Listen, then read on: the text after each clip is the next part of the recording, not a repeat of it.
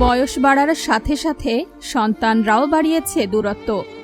যে সন্তানদের মুখে খাবার তুলে দিতে জীবনের সব সুখ বিসর্জন দিয়েছিলেন, আজ সেই সন্তানদের কাছেই যেন তারা অচেনা।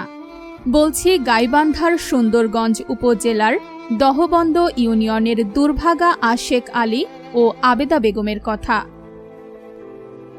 একসময় নিজের বসত ভিটা ছিল নিজের একটা ঠিকানা, কিন্তু নিজের স্বজনরাই সেখান থেকে করেছে উচ্ছেদ।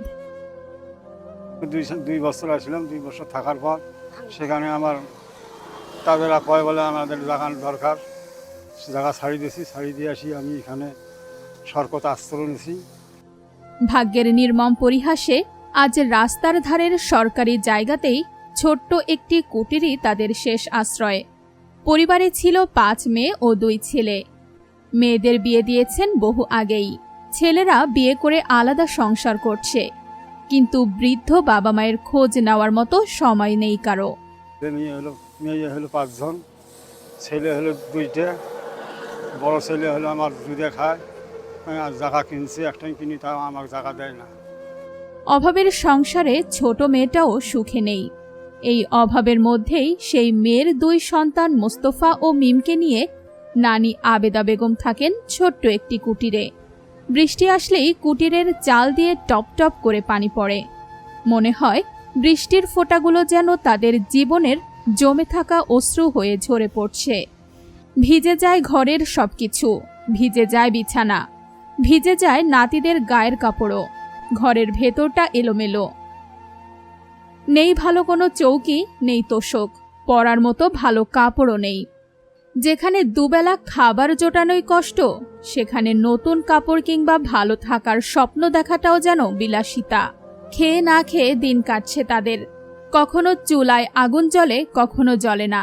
60 বছর বয়সী আবেদা বেগম আজও অসুস্থ শরীর নিয়ে মানুষের দ্বারে দ্বারে হাত পাতেন, কারণ স্বামী আশেক আলী শারীরিকভাবে অসুস্থ।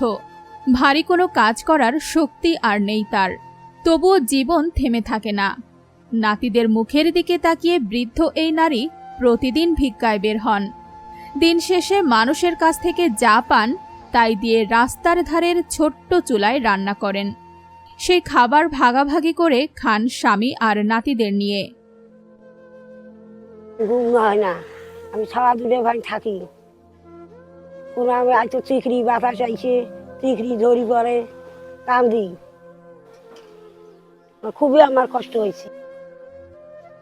দয়া করি যে এখানে দেন, আমি ওখানে আমি মৃত্যু হয় আমার স্বামীর সাথে।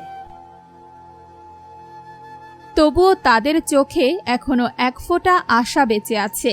হয়তো কোনো মানবিক মানুষ একদিন পাশে দাঁড়াবে, হয়তো কেউ একটা মাথা গোজার ঠাঁই করে দেবে, হয়তো জীবনের শেষ সময়টুকু একটা নির্দিষ্ট আশ্রয় কেন্দ্রতে কাটাতে পারবে। জান্নাতুল ফেরদৌস তিয়া, সুন্দরগঞ্জ, গাইবান্ধা।